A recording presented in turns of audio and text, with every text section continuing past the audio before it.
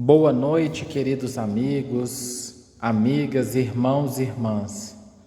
É com profunda alegria que estamos aqui reunidos mais uma vez para refletirmos sobre o Evangelho de Jesus. Elevemos os nossos pensamentos. Mestre querido Jesus, rogamos o Teu amparo e o Teu auxílio, Pai querido, para que possamos ser nós instrumentos da Tua vontade, a levarmos a todos os corações que nos acompanham neste momento, reflexões de paz, reflexões que balsamizem e indiquem o caminho a ser seguido.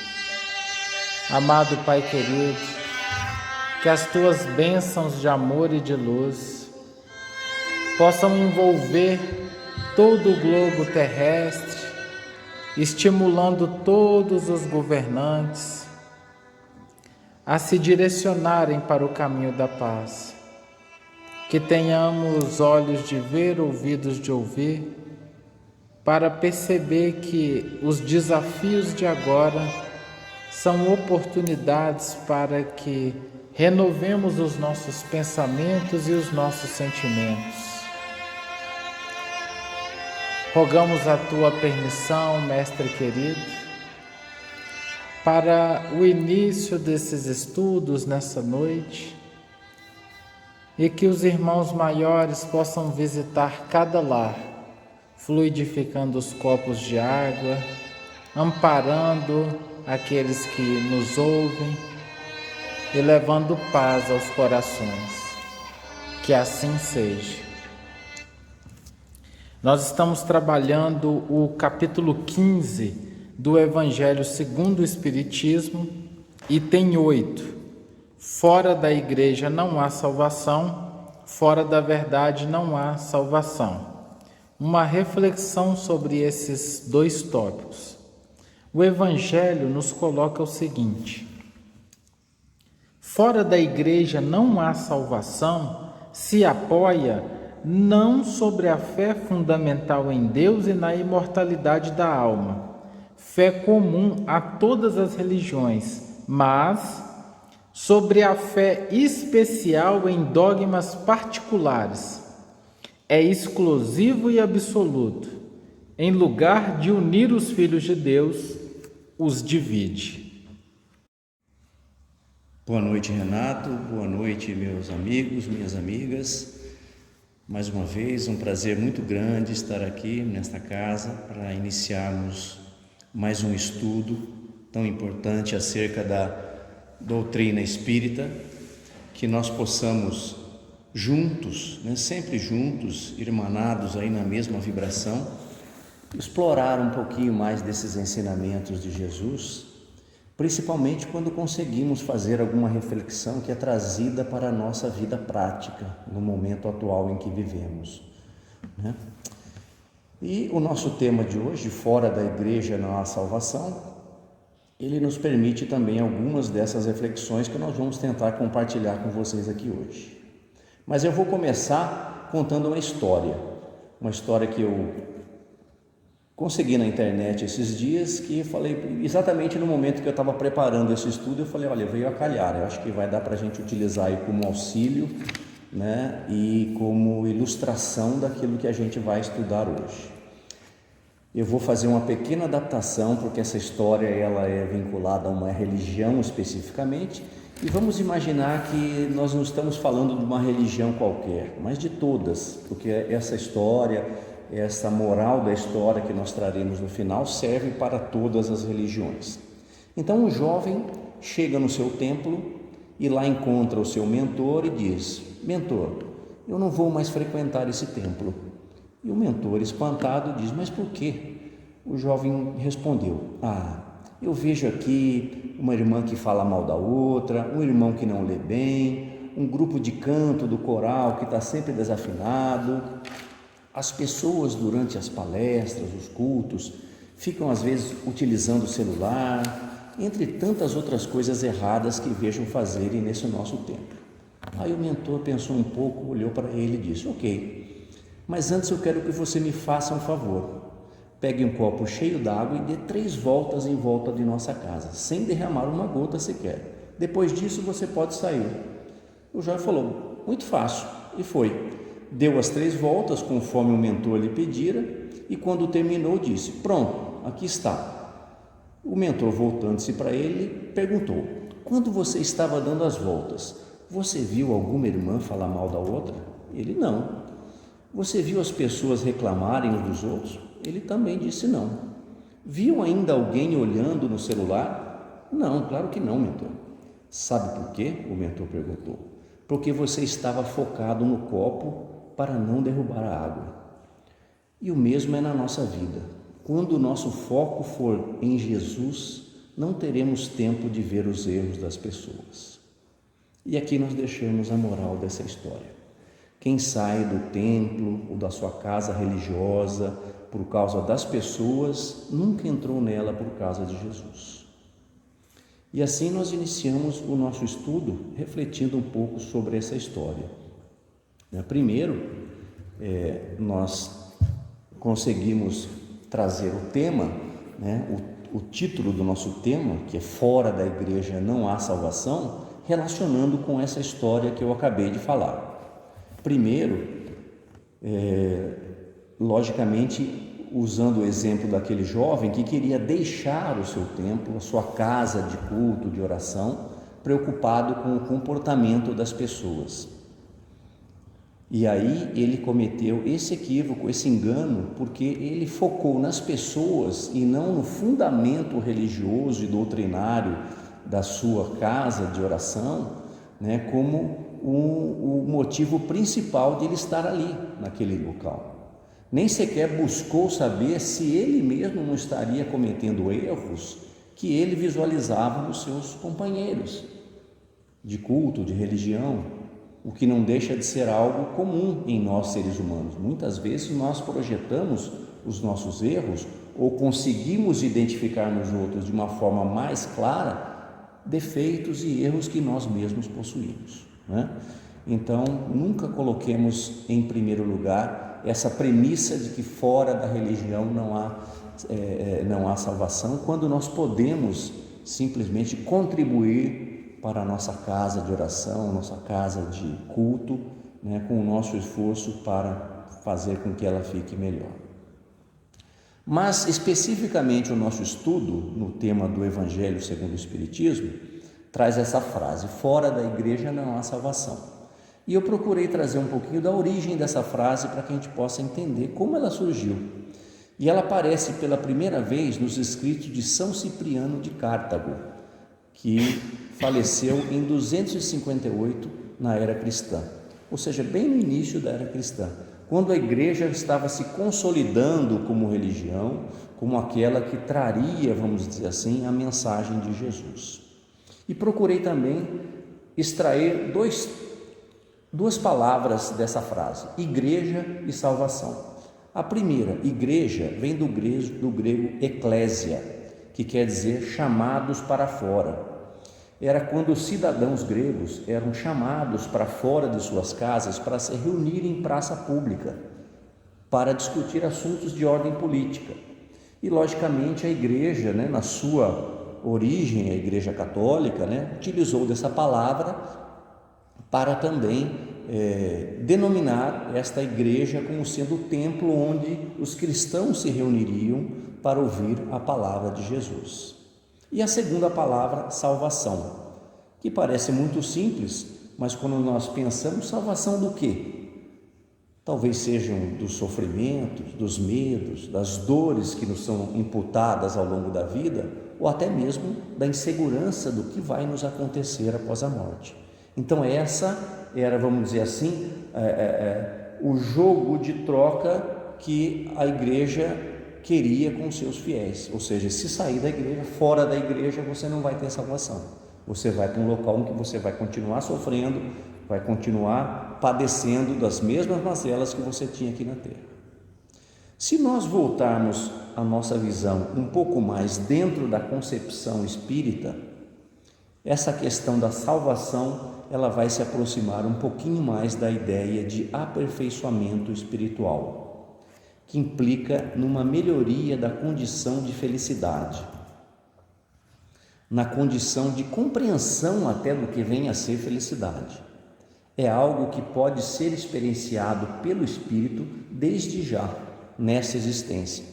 Não é preciso que nós nos preocupemos em fazer algo, buscando uma recompensa futura, buscando um local de destaque numa determinada dimensão da nossa existência futura, mas que desde já nós possamos compreender o porquê nós estamos passando por essas atribulações, por esses sofrimentos, e com isso a gente consegue essa paz de espírito, essa paz de consciência, que nos dá a segurança de, desde o momento atual, já ter a certeza que estamos nos esforçando para esse trabalho de aperfeiçoamento espiritual. Tá certo? Uma outra reflexão que se pode fazer em termos desta premissa fora da igreja, nós podemos também pensar nessa igreja, nesse templo, como sendo o nosso templo individual do Espírito. Essa nossa individualidade de Espírito, de voltar-se para dentro, e nesse sentido nós não devemos nos isolarmos do mundo e da sociedade por conta dos problemas e mazelas. Ou seja, a igreja aqui quer dizer o convívio social. E sem nós enfrentarmos, sem esse enfrentamento e essa compreensão dos problemas e das mazelas, nós não evoluímos. Nós precisamos entender isso também. Como igreja, como seja fora da igreja, nós, fora desse convívio com as pessoas, com a família, no local de trabalho, onde quer que nós sejamos colocados, nós devemos enfrentar esses problemas. Então eu vejo assim, essa gama de interpretações muito ampla das questões e dos textos evangélicos. É preciso que nós nos esforcemos de buscar essa interpretação melhor que nos caia na consciência, na nossa compreensão, na nossa vida. Cada um às vezes tem uma forma de interpretar isso aí. Isso é muito importante. E quando nós nos voltamos, mais uma vez, para o texto evangélico, do Evangelho do Espiritismo, nós encontramos a máxima lá: fora da caridade não há salvação, apoia-se num princípio universal. E por que os Espíritos nos trazem essa premissa? Exatamente para que nós possamos ampliar esse conceito de salvação e não isolá-lo, como nós vimos na leitura inicial aqui, em determinados dogmas em particular, porque exatamente isso se torna algo exclusivista, ou seja, fora daquela religião especificamente, nós não vamos encontrar a salvação, não vamos encontrar nem mesmo o nosso aperfeiçoamento espiritual. Será que isso está certo? Será que Jesus, Deus, sendo infinitamente bom, misericordioso, Ele queria que somente aqueles filhos que seguem a religião X ou Y fossem salvos, e os demais bilhões e bilhões de espíritos encarnados e desencarnados, vinculados ao nosso planeta, estariam destinados aí ao sofrimento, ao padecimento? A lógica, a fé racional nos leva a crer que não, né? Então esse dogma de limitar a salvação a determinados nichos, né, da fé, ele é exclusivista, absoluta. Em vez de unir os filhos de Deus, divide-os, e é o que nós vemos de mais comum no mundo de hoje. O ser humano, até por característica própria, ele já se divide por qualquer coisa. Se nós começarmos a falar de futebol aqui, já começamos a ter uma divisão enorme, discussão, briga, política, ideologia política, então tudo isso. E em religião não é diferente. As pessoas se dividem, se matam e esquecem do princípio universal que nos foi trazido por Jesus, não é verdade? Então devemos sempre buscar lembrar desse princípio que nos incita ao amor fraterno, né? E nos leva a máxima que realmente Jesus nos disse, que é: fora da caridade não há salvação. E esse é um princípio que nos leva realmente à igualdade perante Deus e à liberdade de consciência.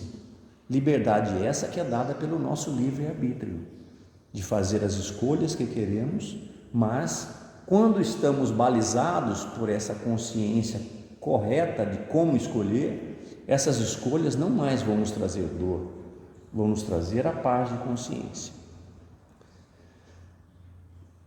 Também neste texto, né, que nós estamos estudando,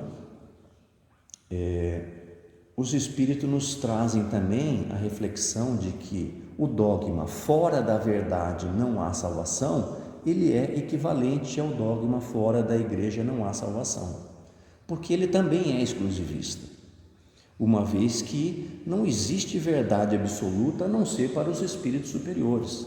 Nenhuma religião, nenhum credo deve se colocar em posição de trazer a verdade absoluta, embora alguns se coloquem.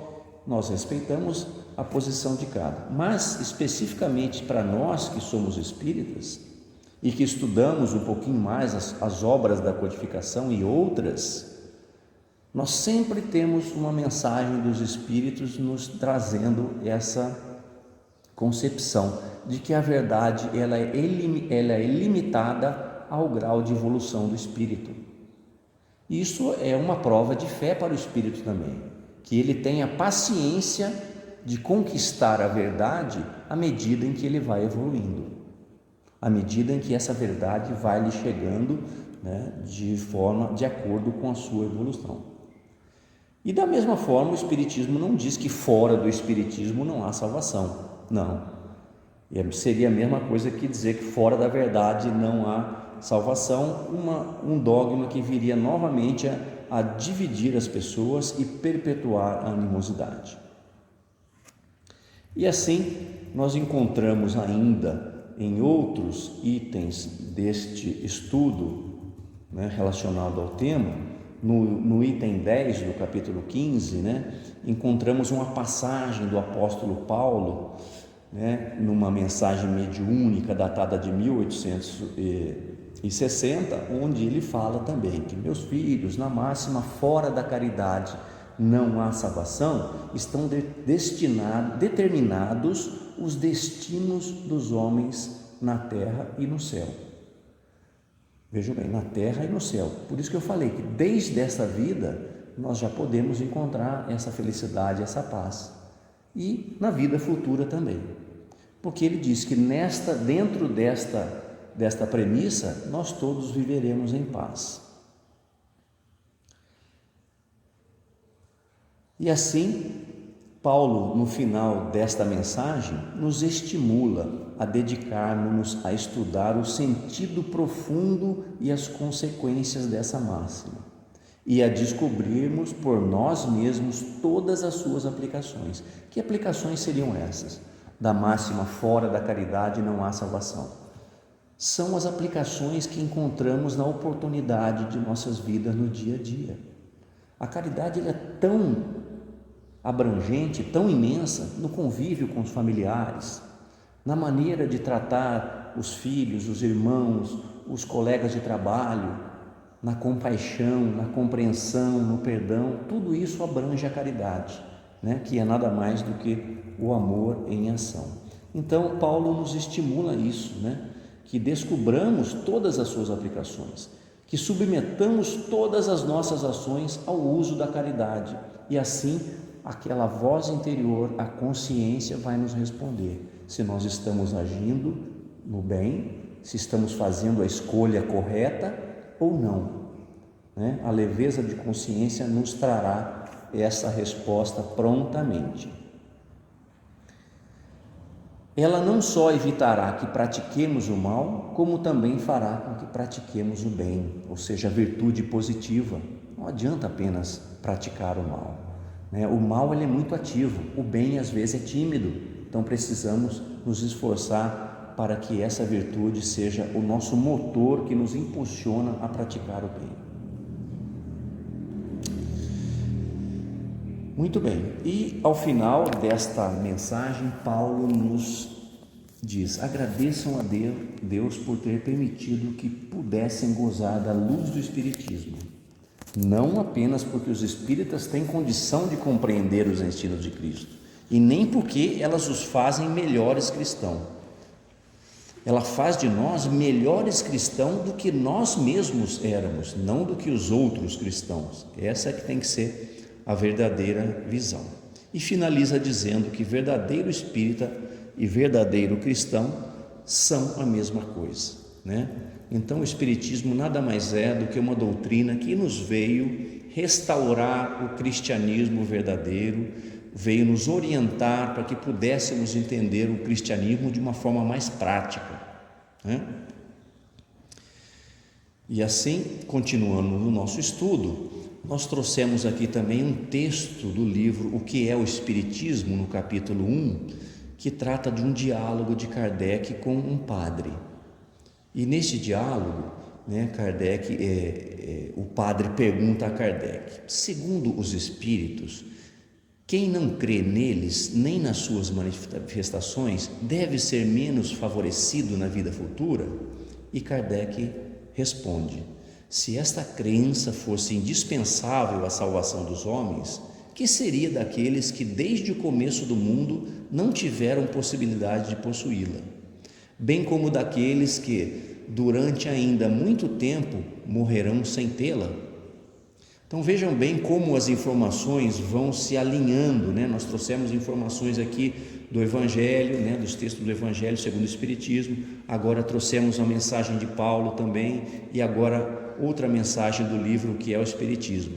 Então todas elas convergem para a mesma direção, ou seja, que não é a religião que salva ou que leva o espírito ao aperfeiçoamento, são os seus atos, a sua conduta, a sua prática do bem. E para isso o que nós precisamos é apenas o esforço pessoal nessa busca da verdade em nossas vidas. Para isso o Espiritismo nos trouxe essa máxima: fora da caridade não há salvação.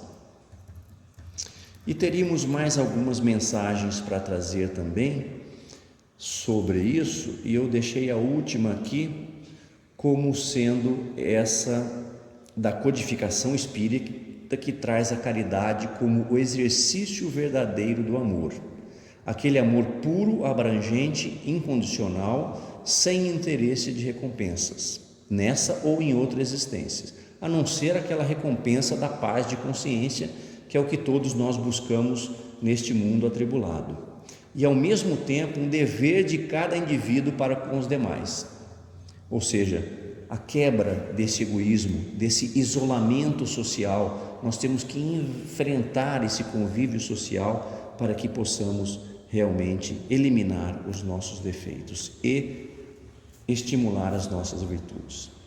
E aí ele fala: enquanto o amor é um sentimento, a caridade é uma ação, ou seja, é o amor em ação, é a prática desse amor, como nos trouxe Jesus e como nos demonstrou Jesus em seus ensinamentos. E aí trouxemos ainda mais algumas informações para convergir com essas nossas reflexões do Livro dos Espíritos. Na questão 886, Kardec pergunta aos espíritos: qual o verdadeiro sentido dessa palavra caridade, como a entendia Jesus?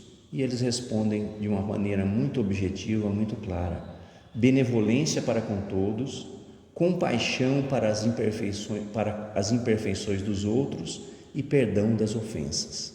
Lembra da história lá do rapaz que entrou no templo? Ele teve compaixão para com as imperfeições dos outros? Não. E esse tipo de atitude, só para fazer um aspas aqui, é que realmente nos isola da prática da caridade, da sintonia com o amparo da espiritualidade.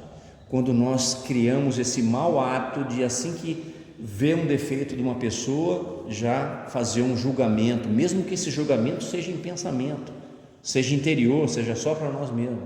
É um hábito que vai alimentando uma energia pesada dentro de nós. Então devemos nos esforçar para que não tenhamos essa falta de compaixão para com os nossos semelhantes. E na questão 780b, os espíritos ainda esclarecem para Kardec: o objetivo é o progresso completo, porém os povos, assim como os indivíduos, só alcançam o progresso passo a passo. Enquanto o senso moral não estiver totalmente desenvolvido, pode mesmo acontecer que se sirvam da inteligência para a prática do mal. Olha só, hein? E como a gente vê isso acontecer, né? Pessoas de extrema capacidade intelectual, utilizando isso muitas vezes para a prática do mal, escolhas mal feitas. O moral e a inteligência são duas forças que só se equilibram com o tempo. Então, devemos ter em mente essas duas colocações que os Espíritos nos trouxeram aqui. O progresso é passo a passo, é lento, muitas vezes de encarnações para encarnações, né? E o equilíbrio entre a moral e a inteligência é uma questão de tempo também. E para finalizar nossas reflexões, mais uma obra aqui, O Consolador de Emmanuel, também nos traz e ressalta a necessidade de cultivar essas duas grandezas, inteligência e moral, embora defenda a superioridade de uma delas. Ele nos diz assim, a pergunta, que lhe foi feita no livro O Consolador é a seguinte: a alma humana poder-se-á elevar para Deus tão somente com o progresso moral, sem os valores intelectivos? Ao que ele responde: o sentimento de amor e a sabedoria são duas asas com que a alma se elevará para a perfeição infinita. No círculo acanhado do orbe terrestre, ambos são classificados como adiantamento moral e adiantamento intelectual. Mas como estamos examinando os valores propriamente do mundo, em particular, devemos reconhecer que ambos são imprescindíveis ao progresso, sendo justo, porém, considerar a superioridade do primeiro, ou seja, do adiantamento moral, sobre o segundo, porquanto a parte intelectual sem a moral pode oferecer numerosas perspectivas de queda na repetição das experiências, enquanto que o avanço moral jamais será excessivo, representando o núcleo mais importante das energias evolutivas. Então vejam bem, essas duas asas são tão importantes, tão necessárias para a nossa evolução como espíritos, como nos coloca Emmanuel nessa reflexão.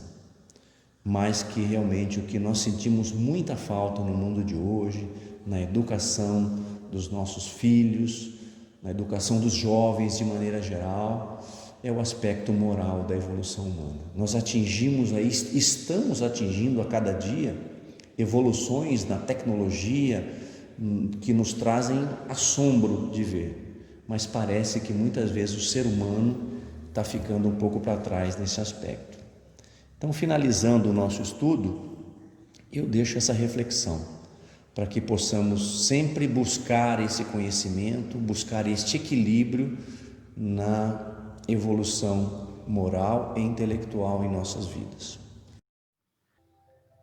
Vamos mais uma vez elevando o nosso pensamento a Deus e a Jesus, a todos os nossos mentores espirituais aqui presentes, e com eles em sintonia entrelaçamos as nossas auras e abrimos os nossos corações em vibrações de paz e amor por todo o universo, pelo nosso planeta Terra, por todos os povos, por todos os espíritos aqui vinculados, encarnados e desencarnados.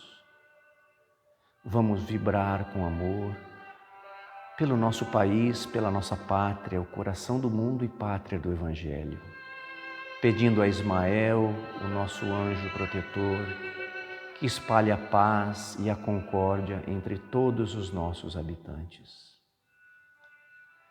Vamos vibrar com amor pelos nossos lares, pelos lares dos nossos familiares, para que haja a proteção e o amparo de toda a espiritualidade, para que nós mesmos sejamos em nossos lares essa luz maior que vai espalhar todo o amor do Mestre Jesus. Vamos vibrar com amor pelos nossos irmãos que sofrem por todas as mazelas, pelas saúdes do corpo físico, do corpo mental e do corpo espiritual. Vamos vibrar com amor pelos jovens, por aqueles que estão crescendo na sociedade e que muitas vezes se desequilibram pelos vícios do álcool, das drogas e do sexo em desequilíbrio. Vamos vibrar pelos nossos irmãos desencarnados, em especial aqueles que se aproximam de nós pelas nossas imperfeições. Vamos com eles exercitar o perdão pelas faltas do passado. E vamos vibrar por todos aqueles que sofrem nos planos espirituais de dor, no umbral, nas trevas e no vale dos suicidas. E vamos abrindo os nossos corações em intensa vibração de amor.